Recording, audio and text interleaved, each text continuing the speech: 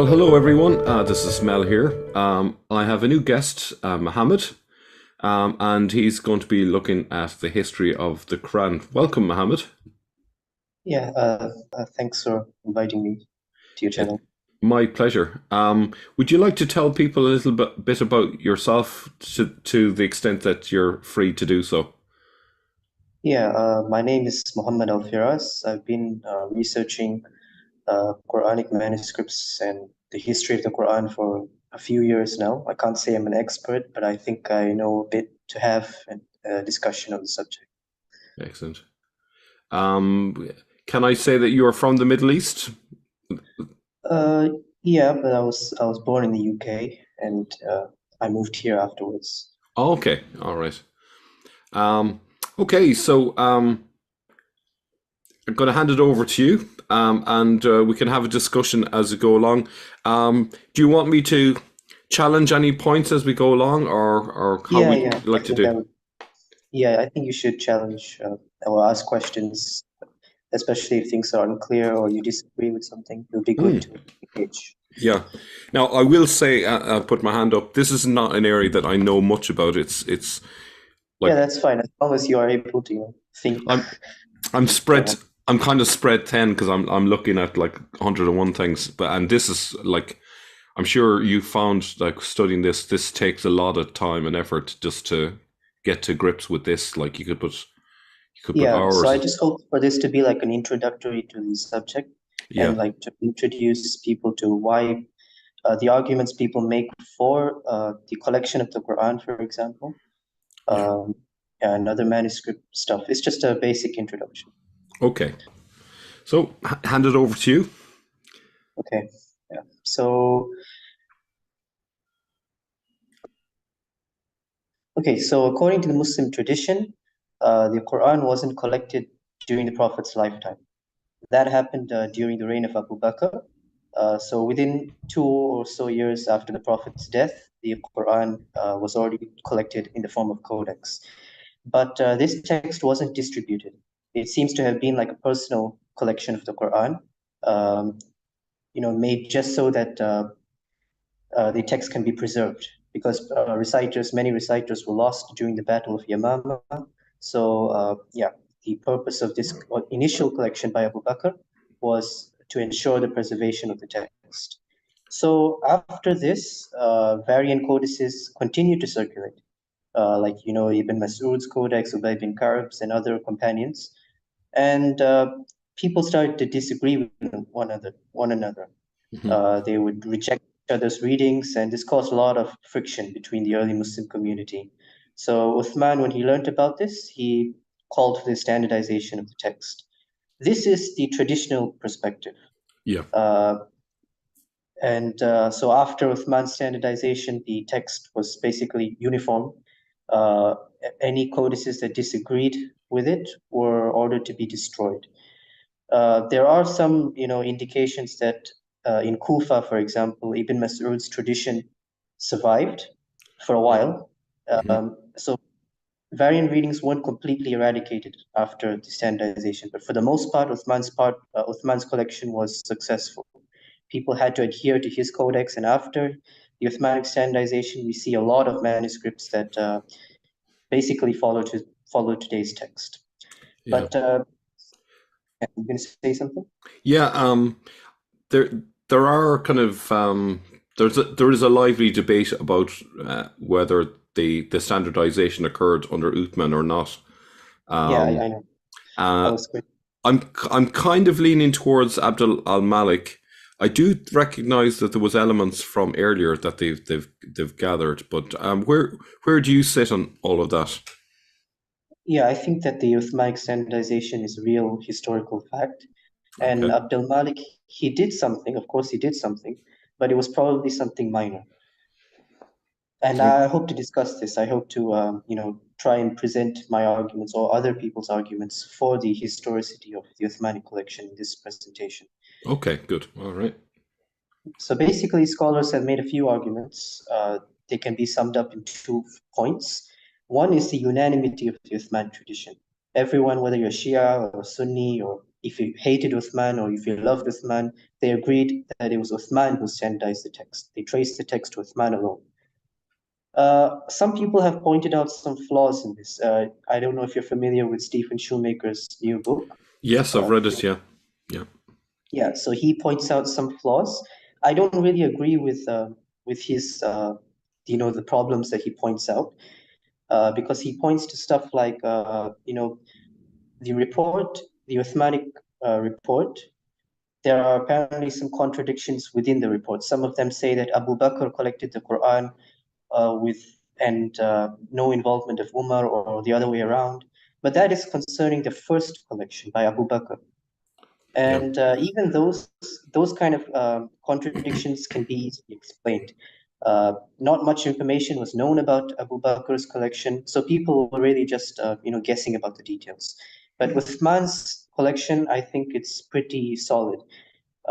Everyone did trace the text to Uthman. There's no indication in those reports that people were tracing the standard text that we have today to anyone other than Uthman. Hmm.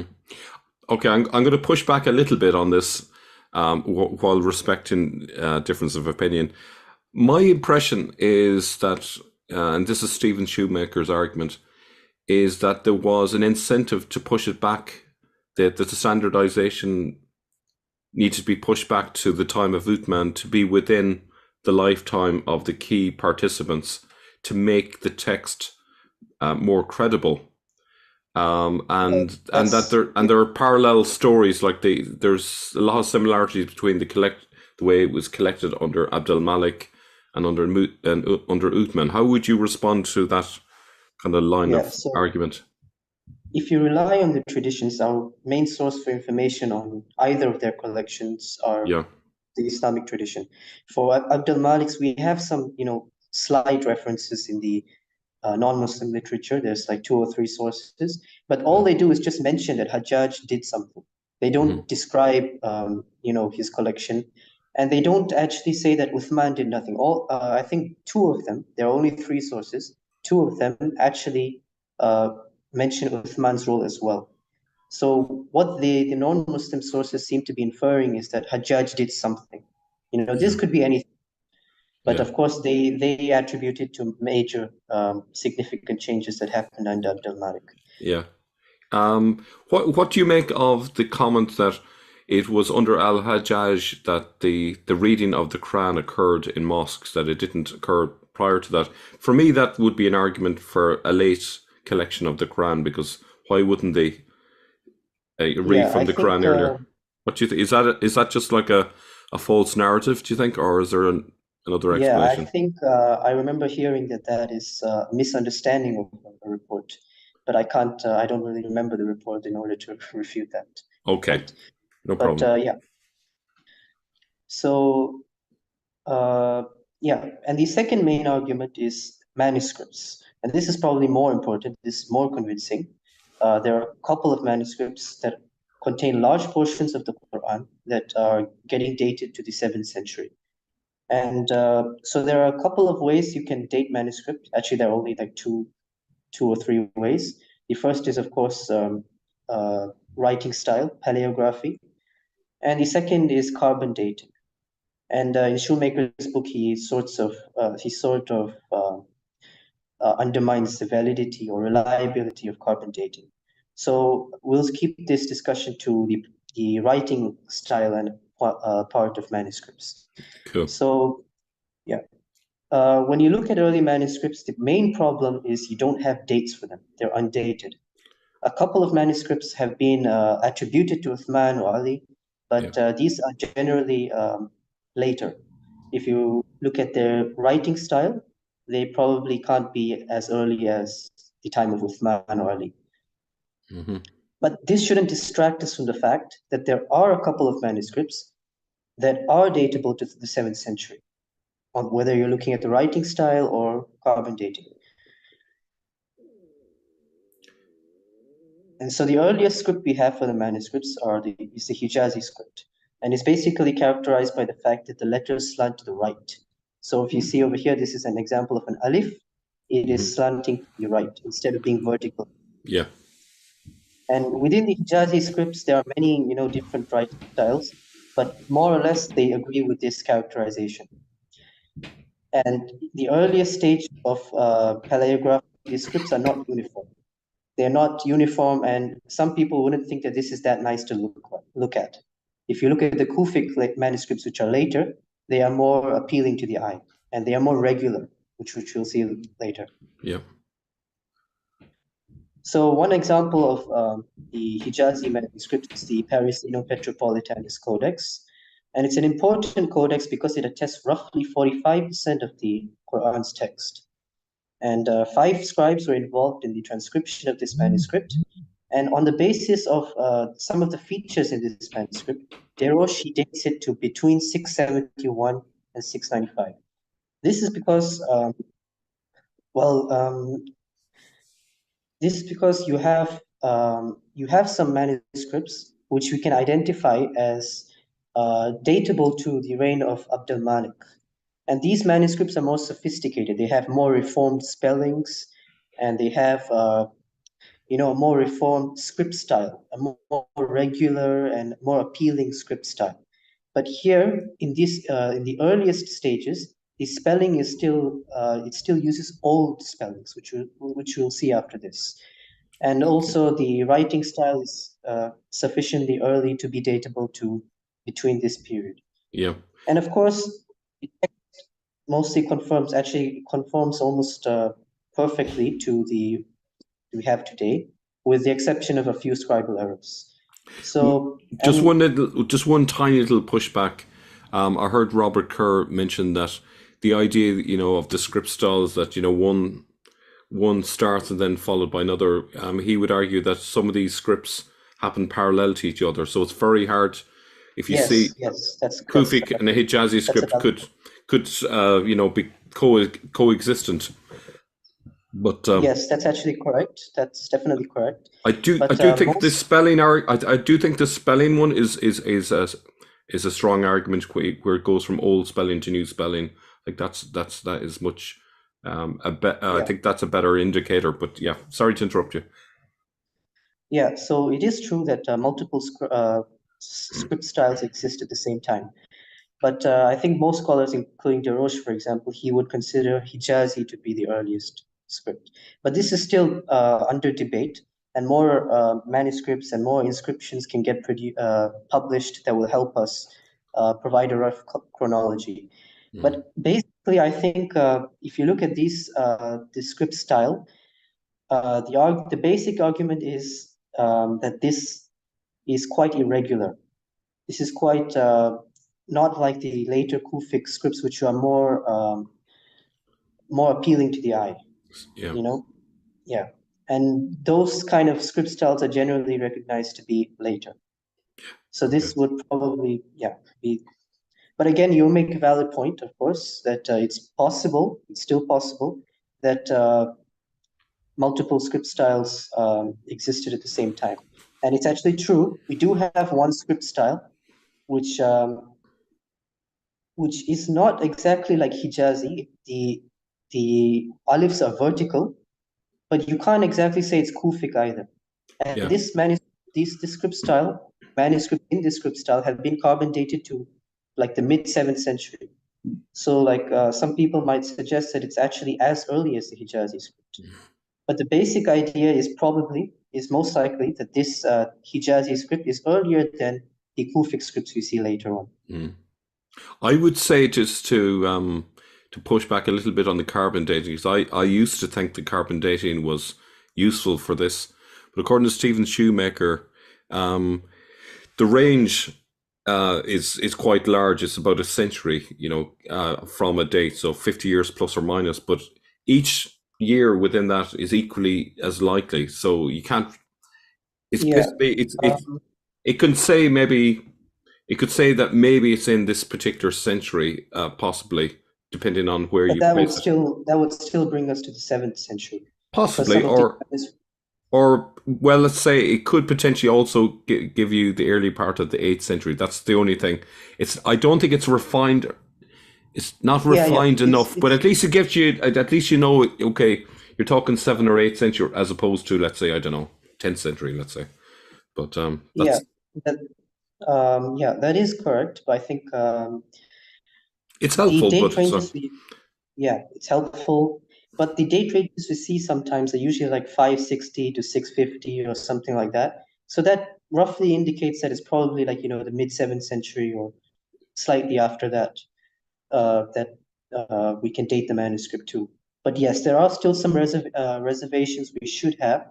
Haitham Sidki is an example of a scholar who's working on carbon dating, and I think he defends the reliability of carbon dating in a paper which he hasn't published yet. So yeah, we'll yeah, have to wait. yeah, But for now, it's useful. But as most scholars note, it should be like a secondary way of dating manuscripts. The yeah, most important thing is the script style and the text itself, for example. yeah, yeah. I think what would really be helpful if they ever find documents with dates on them with the particular writing style, so they could be 100% definite. Okay, this is now is the Yeah. earliest. So basically, That's what we need, really. Deroche, the scholar here, he actually makes a similar argument to what you're suggesting. We Yeah, do have some documents or some inscriptions actually yeah, that have been dated, and yeah. they are very similar to the Quranic scripts, the Okay. scripts we see on manuscripts. Yeah, And I'm going to go through that after this. yeah, yeah. So the second example is the Sana palimpsest. Again, it attests more than 40% of the Quran. Uh, it's a palimpsest, meaning that the lower text was erased and something was written over it. And in this case, both of them are Quranic. The lower text is a non-standard, non-Uthmanic codex, and it contains several minor variations when you compare it to the text that we have today. And the upper text follows the text we have today, the Uthmanic version, closely. Uh, yeah, Can so I the can I fact ch- that, can I yeah, just give just an instance response? Does that not indicate an argument that actually what's underneath is more likely the earlier standardization rather than do you know what I'm saying? If we have what's his name Abu Bakr's collection, and then it was only with Uthman that there's another standard, and you have this text now, the Sana, which has an underlying text and an upper text. Surely the underlying would be the Uthmanic rather than an earlier text. Just um, what do you mean? so let's Because say yeah, so we define Uthmanic text as basically the text we have today. And okay, so yeah, he's so, but you see what I'm saying is right. So let's say you have text A and text B. Text B is the one underneath. That's the earlier one. Okay, and it's different from the one above, right? yeah, If there was a standardization and it's the same as the one today, more or less, give or take a few variations, okay? But there's an underlying text that would suggest that if we accept the Uthmanic standardization, surely that one that's underneath is more likely the Uthmanic standardization, because there was no collection. According to the tradition, there was no collection until Uthman brought together. uh, No? no, actually, according to the tradition, companions did collect the Quran. Companions did write the Quran, and they had their own collections. This All right, could okay. represent that. So the Yeah, idea is that this is just one of the companion collections rather than like yes, Abakars or something. Okay.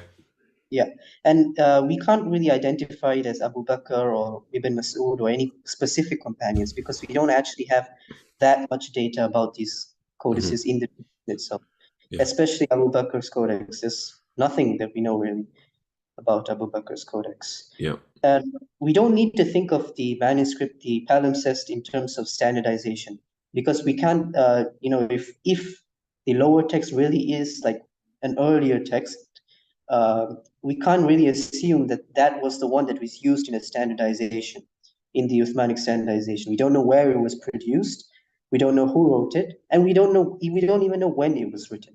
Yeah. Desroches, for example, he thinks the Sana lower text can be dated to the late 7th century, so after the Uthmanic standardization. As I told you before, in some places, non-standard codices continue to circulate. So this could be an example of that. Okay. Yeah. But the reason some people think it's probably predates the Uthmanic standardization is because of the early carbon dating and the fact that it's a non-standard codex. Because after Uthman standardized the Quran, it is assumed that very few people would be adhering to a non-standard codex. And there was a recent paper on the Sana palimpsest which shows that this codex was a complete Quran. It was a professional codex. It was written, I think, by at least 2 scribes who collaborated in the production of this manuscript. So yeah. Excellent.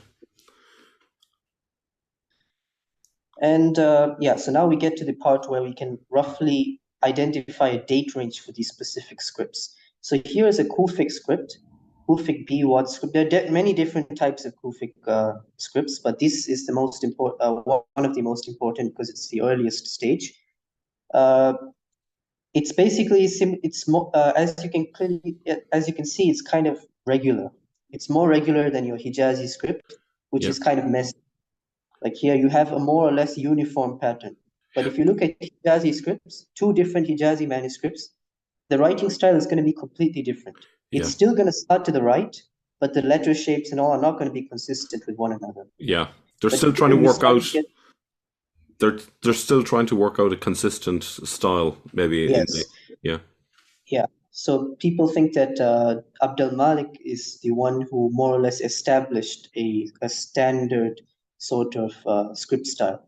After his time, people started to adhere to a uniform script style. But this isn't that script. We don't know yet. But there is an inscription, actually 2 or 3 inscriptions, which were found in Makkah, dated to the year 80, which are written in this script that we saw here, or a very, very similar script. There are similarities.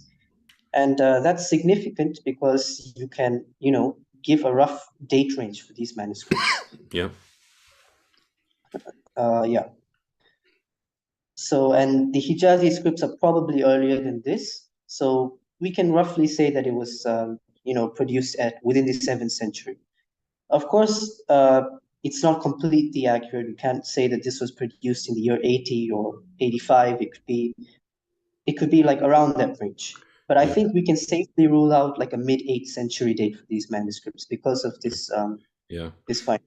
Now, the only thing I would say about that inscription in Mecca is there is a possibility that might be a forgery. It would need to be checked. Like when did it first appear? But assuming that's all legit and that it hasn't been just the work of a forger that produced it in the last 50 years or something, but presuming it's all legit and so forth, yeah. But it does look, of course, it does look legit from the little I can tell. I would need to look further into it, but. Yeah, but there are quite a few. There are like 2 or 3 inscriptions, all written by the same person, and it's geographically distributed. It's not. I don't think it's found the exact same place. Okay. So perhaps that's an indication for its authenticity. Yeah. Of course, yes, the inscriptions need to be published. I think these inscriptions have been published. They have, yeah. Where it was published, but yeah. Yeah, it would be good. Modern scholars. It'd be good to get maybe afterwards we get a link to where it was published so that we can look into it further, because that's definitely a very key piece of data there. Yeah, I think Deroshi discusses it in one of his works. I can find a reference and share it with you later. Yeah, thank you. Yeah, and the final script we'll discuss, this is the one that can be associated with Abdul Malik's inscriptions, the so-called OI script. So if you look at Abdul Malik's inscriptions, there are quite a few similarities between this manuscript and the inscriptions in terms of how the letters are written, basically the writing style. Yeah. So if you read here, the 3 manuscripts also share a distinctive final lam, ya, qaf, and kaf, which find their closest parallel at the same monument and in the milestones of Abdul Malik. Taken as a whole, the underlying combination of the script and decoration directly mirrors that of the Dome of the Rock. Okay, that's good. I like the fact that you're referring to the milestones, because I think they are a good piece of evidence, because they were buried for centuries, and so I think they are definitely authentic, just simply because they were buried and they fit within the time and so forth. So I think that's an excellent piece of evidence that you've got there.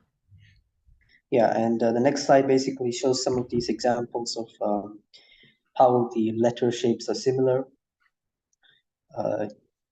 So these are basically the manuscript we saw earlier, and this is Abdul Malik's inscriptions, the letter shapes. Okay, right. That's excellent. Yeah, yeah. I can definitely see the similarity. It's so if so number 4 is Abdul Malik's, and the 3, 4, 3, 2, and 1 are those manuscripts that you showed earlier. Yeah, it's just one manuscript, but the thing is, Deroche has actually identified 2 or 3 other manuscripts written in the same script. Yeah. That is why he actually he considers this to be solidly attributable to Abdul Malik's time. Okay. He Excellent. actually uses this manuscript to date the Parisino Codex, because one of the 5 scribes that was involved in the Paris Codex, Yeah. it has some similarities with this codex we see here, but it's not as sophisticated. Yeah. And the orthography is also, like I said, the spelling is Yeah. not as advanced. So that led Deroche to date it to earlier than Abdul Malik. Yeah. Now, as far as I understand from various papers I've read, the spelling didn't really get properly consistent across the board for centuries. So, it's a good argument. Yeah, I'll discuss spelling variations next. Yeah. Yeah. Yeah. Yeah. Yeah, so here, Oh, here. orthography. So, Yeah. yeah. The earliest manuscripts, if you compare it to today's text, there are going to be a lot of spelling variations. Yeah. And it's true that you can't really say that it was after Abdul Malik's time, all the spelling variations stopped. You can't really say that. But there are specific spellings which became much more common after Abdul Malik's time. And the main thing we can actually associate with Abdul Malik maybe is the spelling of the word qala specifically. Mm-hmm. So in the earliest manuscripts, if you look at it, it will probably be spelled like this: qaf and lam without the alif. Okay. But today it would be spelled like this. Yeah, so it's a very insignificant difference. But if you look at the seventh manuscripts, which based on writing style, you might consider them to be from the 7th century, like this manuscript here. And if you compare that to later manuscripts, for example, from the 8th century or the mid-8th century specifically, you will notice that they stop having this spelling, and it's almost always this spelling. That's good. Okay. Yeah, that's a nice piece. Yeah, to identify it. Yeah, that's good. There are other words, like for example, the word shay, which means thing. Yeah. It can be spelled with an alif, like this. But this spelling, however, we can't really say that in the the 8th century it stops. It probably stops towards the end of the 8th century. Like in the beginning of the 9th century, you don't see this spelling anymore. You don't see the one with the alif. Yeah. But so this is not really a strong, you can't really point to this orthographic difference. But this one is slightly more convincing. You do see Paula, the word Paula, 7th century manuscripts generally seem to have this spelling, and this spelling generally appears later. Yeah. I would say that if you were to try and date a document, you would probably use a collection of different examples to build a case for a particular decade or year. Presumably it'd be a decade. So you would look for, like a range of different type of spellings to narrow it down the dating. Would that be right? Yeah, that is correct. Yeah. Deroche, I think in his work on it's a book called the Qurans of the Umayyads, he basically selects 5 different words to choose from. Mm-hmm. And he looks at how the percentage in each manuscript, which spelling it has. Yeah. The earlier, again, this is probably the most consistent of the 5. He also uses the second one, Shay. Yeah. This one is not really showing a good pattern between the 7th and 8th century, but this one does. Paula does. Yeah. So what you can what you can Yeah. argue for is a statistical probability in terms of your dating, Yeah. essentially. Now, it doesn't have to be that, Abdul Malik introduced this spelling. Yeah, It doesn't have to be. I mean, like, this spelling already existed by the mid-7th century. yeah, It's just that in Quranic manuscripts, it only appears slightly later. yeah, Yeah. And yeah, so, but there is also another way you can use the spelling variations in manuscripts to argue for an early codification of the Quran. So that's what Van Putten has done in a recent paper. He has shown that, the phrase ni'mat Allah and similar phrases, it's not just one phrase, it can be spelled with a ta and a ta marbuta. And it's in a random pattern. If you look at all the instances of this phrase in today's text, it's in a random pattern, the yeah, spelling. yeah, And early manuscripts, if you look at early manuscripts, it has the same pattern or a very, very similar pattern. And it's consistent with one another. That same pattern appears in multiple manuscripts. So that's an indication that all these manuscripts trace back to a written archetype, a yeah. written original text.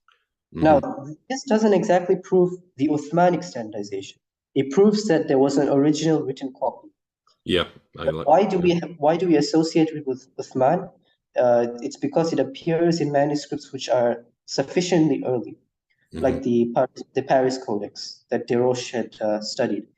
yeah, Desroches had dated this to the third quarter of the first century, right before Abdul Malik's reign. hmm, So it would be consistent with a standardization by Uthman. Of course, you can't really rule out Muawiyah or Ali, for example, uh, just based on this data, but it's a good indication. If it wasn't Abdul Malik, we don't really have evidence that suggests Muawiyah or anyone else other than Uthman collected the Quran. And you can also use the carbon dating, but like you said, there are some problems with using that for now. yeah. But it's still a good indication. And it also shows another point that early manuscripts adhere closely to the text we have today. We wouldn't see this pattern if, scribes felt that they could change the text. If these scribes were actively changing the Quran, why would they adhere to this kind of random pattern? Yeah, It also especially if, says, yeah, yeah, like the temptation for a scribe would be to say, okay, this is the correct spelling. Now let's keep it consistent right through the yeah, manuscript. exactly. Like Surah 2 in particular has more archaic spelling in comparison to other surahs, but you can see that they've Yeah, kept it. those claims need to be examined when you look at early manuscripts. I don't know about any specific things which are specific to Surah 2 alone in terms of spellings. Well, I can think of one offhand, which is the spelling of Abraham. Wahi? Yes. So The thing is, it's another spelt paper, more. It just spelt more like an Aramaic type of spelling as opposed to a more, say, typical later right? Arabic type of spelling. Whereas in Yeah. the same name elsewhere in the Quran would be spelt like Ibrahim, whereas in Surah 2 it tends to, I don't know if it's 100%, but like it tends to be the older spelling anyway. Right. Yeah. So I'll just briefly explain that issue. So Yeah. in the Quran that we have today, you have two spellings. One is Ibrahim without a ya, and the second is Ibrahim with a ya. So in today's text, this appears only in Surah 2. That is correct. But that pattern does not show up in early manuscripts. That's what Van Putten showed in another paper. It's actually much more random. So you can't specifically say that Surah 2 is more archaic in terms of that. So are you saying that the later spelling was in Surah 2 in earlier manuscripts, or are you saying it was much No, more no, no. I'm random? saying that there's nothing to say that it's Surah 2 specifically that had this. Oh Surah no, 2 can have, I don't mean exclusively. I'm just saying in terms of it's more prominent, let's say in Surah 2. I think that's what I've read in various papers. no, the claim is that it's true. If you look at today's mushafs, this spelling only appears in Surah 2. This spelling only appears in Surah Al-Baqarah. But the truth is that pattern does not show up in manuscripts. Manuscripts, it's much more random.